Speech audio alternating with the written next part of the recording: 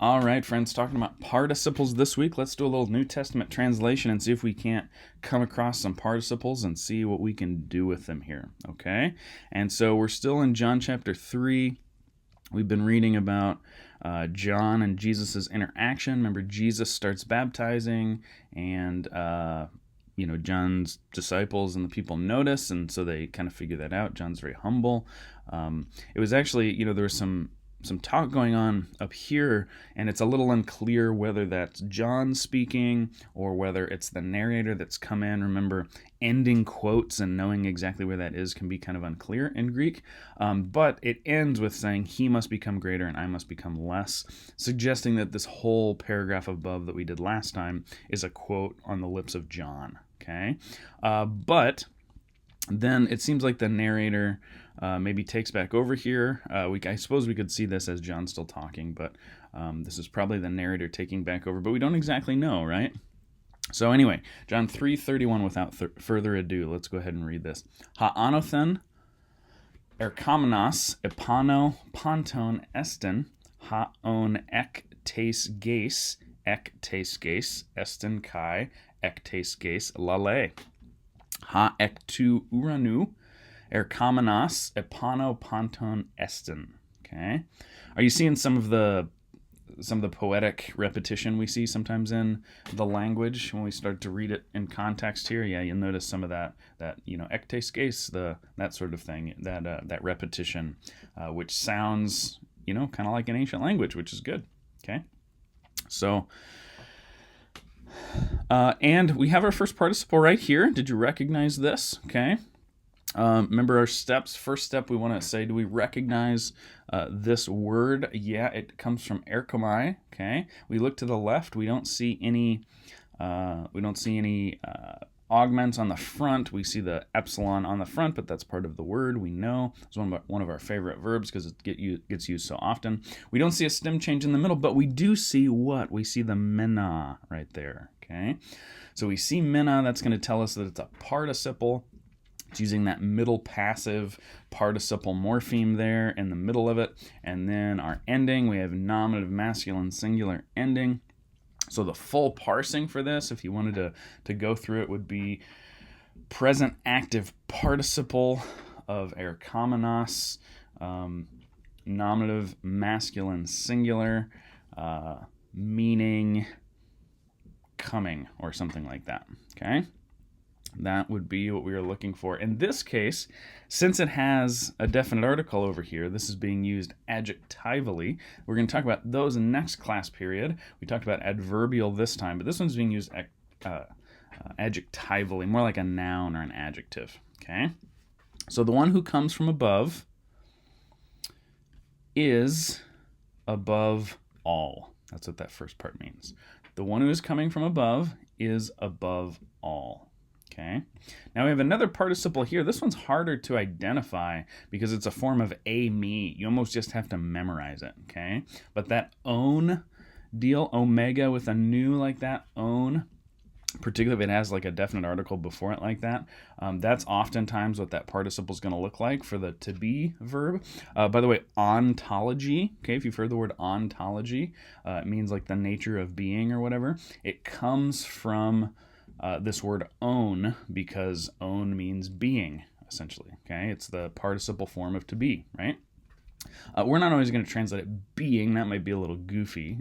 In this case, for example, the one who is from the earth, right? We could say the one being from the earth, but that's just going to sound a little goofy in English. The one who is from the earth, the one being from the earth is from the earth. Actually, we almost have to change up the language there just so it's not so redundant, right? So we could say the one who is from the earth is from the earth. I mean, literally, that in some ways that's what it's saying. It's just using different language. It's using the participle here, and it's using the regular main verb here. So how would you do that? The one who is from the earth is from the earth. The one being from the earth is from the earth, maybe. Either way, it's going to be pretty redundant, right? Because they're kind of speaking proverbially here. And from the earth, he speaks, okay? The one being from the earth, maybe we might do it this way in English. The earthly person is from the earth and speaks from the earth, something like that, right? As massaged as we can do that, it's still pretty redundant, again, because this is kind of proverbial. It's kind of like a wise, obvious kind of saying almost, but that's what they're saying there. The one coming, here we have another adjectival participle, matches the one we just saw up there. The one coming from heaven is above all. Okay, we saw this up here too. The one who has come from above is above all. Then we have this threefold references to earthly stuff, and then the one coming from heaven is above all. Is this John still speaking, or is this the narrator speaking? We don't really know. Okay, verse 32. Ha heoraken kai ekusen tuta martyre kai tain martyrion autu udes lambane. Okay. Ha, by the way, this is a relative pronoun. Okay. Are you getting pretty good at recognizing those? Telling the difference between a definite article, for example, and a relative pronoun. They look so similar except for that goober, that extra little accent mark there, which I think I think at this point, hopefully that's standing out to you. Remember, we don't pay a ton of attention to accent marks unless when we need to, right? We don't let them bog us down. But since we've seen this definite article 100 million times, when we see this one, this should just look different, right? So that's my hope. That's my goal. Remember, if that's a problem for you, if you struggle with that, if you have a little bit more of like a mathematics, scientific mind, if you'd like to memorize all the different variations of the relative pronoun, you're able to do that and know those perfectly, know those cold. That's totally fine. For me, and the way my mind works, just memorizing that little goober rule has been better, that we talked about in Module 1. If you need to go back and review that, feel free to do that. But that helps us identify these relative pronouns here, okay? So who, whom, which, that. Who, heoraken. He has seen. This is a perfect verb, right? Form of harao in the perfect, okay? So it's a little bit of a weird stem change going on there. The kappa helps us, okay? What he has seen and heard. So this isn't perfect here. This is just aorist. What he has seen and heard, this he testifies. So interesting. Notice the three verbs in the first half of this sentence, right? We've got a perfect, we've got an aorist, and then we've got a present active indicative, right? So we've got like almost from the weirdest and the most strange to the most regular and mundane, right? What he has heard, what we have seen, what he has seen, and what he has heard, this he testifies in the present tense, right? Which makes sense. It's just kind of an interesting connection of those verbs there. Kai tain martyrion autu udes lambane. And his testimony, no one receives. Okay? Lambane, he, she, it receives. Nobody receives it. Okay? Verse 33. Halabon autu tain martyrion es phragesin hati hatheas alethes esten. This is an interesting sentence here. Okay? The one who receives, notice we have, this is a participle. Can you recognize the verb it comes from? Yeah, it comes from lambano. We look to the left. We don't see an augment out front. We look to the middle. We do see a stem change. We see that lob. So we're thinking aorist, but it's an aorist word without an augment. What could be going on? Oh, yeah, it's a participle. That's right. Okay. So you may need to go through those steps in your head when you encounter a word like this. That's okay. If that's not happening super fast right now, remember, this is the first week we're doing participles. You want to spend some time with them. You want to practice recognizing them as best you can. This one is a nominative masculine singular. How do we know that? Well, we've got the new tau on the end, but remember the tau can't hang out on the end by itself, and so it drops off, okay? If we struggled with looking at just that, we see this one actually has a definite article that can help us. We see masculine nominative singular there, okay? So this is another adjectival participle that we talk about next time. We haven't seen too many adverbials yet. So translating these, working these into translation is going to be harder, but recognizing them as participles, I think, is a good first step, okay? So the one who receives, him, the one who receives his testimony. We're going to put the his with the testimony. The one who receives his testimony. Okay. Now this is a little bit interesting. This word here, this is aorist, third person singular aorist. It means he sealed. Past tense. He sealed. Let's put a pin in that for right now.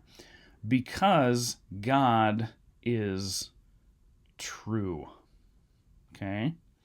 How are we going to understand that? Well, receiving the testimony of John, of Jesus, of the narrator John, whoever they're talking about here, receiving that, it sounds like the author's saying, receiving that testimony like seals something, okay? He seals. It's an active verb, not that he is like being sealed, but that he seals, okay? I think that's how we have to do it, okay?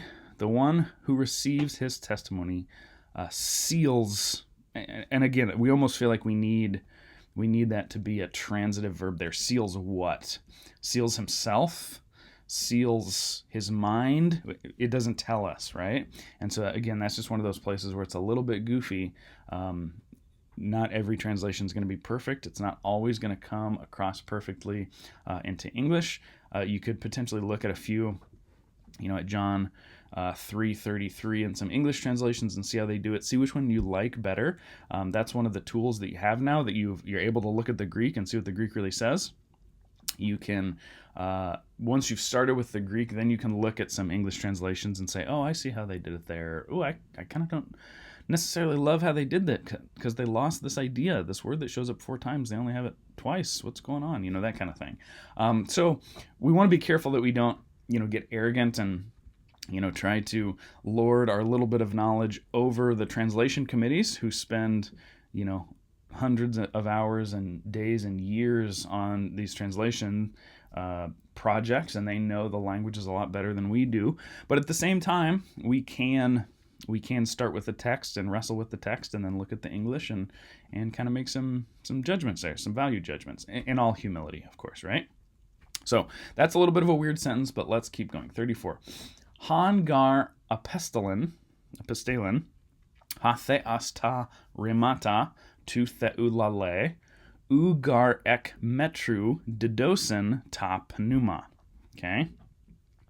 For whom God sent the words of God, he speaks. Okay?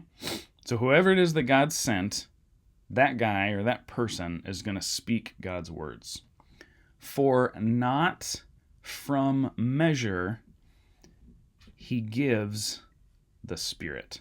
And so this isn't a negative here. This is a positive using a negative, right? So for he gives the Spirit without measure. Okay, that for not from measure. Okay, that means like he gives the Spirit freely, he gives the Spirit abundantly, he gives it without measure, without limitation. Okay, that's a little bit of an idiom that you just have to be aware of by studying Greek a little while. Verse 35, Hapater agapatan huion kai panta dedoken en te keri autu.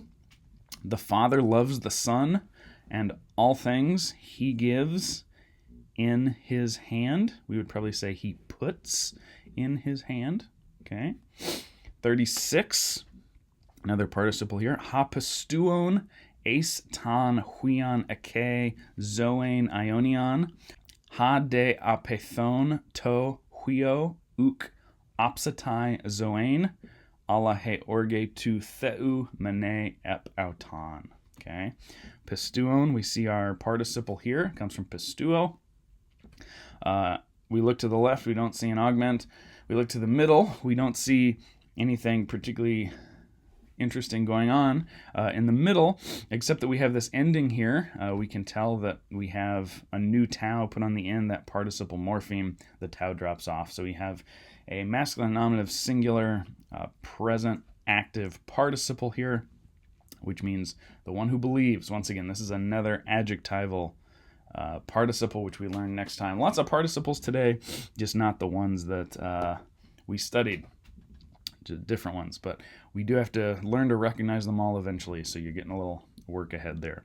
The one who believes in the Son has eternal life, or life in the age. But the one who disobeys the Son